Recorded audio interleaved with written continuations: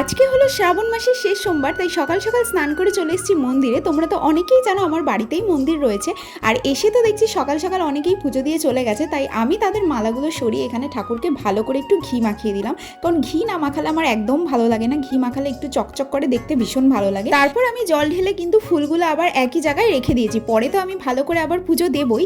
আর তার আগে আমি চলে এলাম বাড়িতে, অনেকগুলো ফুল তুলে নিয়েছি, কারণ আমি মালা বানাবো। প্রত্যেকটা সোমবারেই ভেবেছি করবো, কিন্তু এক একটা সোমবারেও করা হয়নি।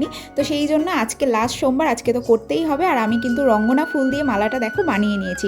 যদিও মহাদেবের পছন্দের ফুল কিন্তু সাদা ফুল, কিন্তু সাদা ফুল বেশি ছিল না, তো সেই কারণেই আমি ওটা দিয়ে বানিয়েছি। আর তারপরেই তো ব্রাহ্মণ চলে এসছে, আর বাকিরাও চলে এসছে পুজো দেওয়ার জন্য। আর এখানে আমি কিন্তু পঞ্চামৃত দিয়ে অভিষেক করছি, আর তার সাথে একটা ছোট শিবলিঙ্গ রয়েছে, যেটা কেউ একজন শিবরাত্রির দিন রেখে দিয়ে চলে গেছে মন্দিরে, আমি জানি না কেন।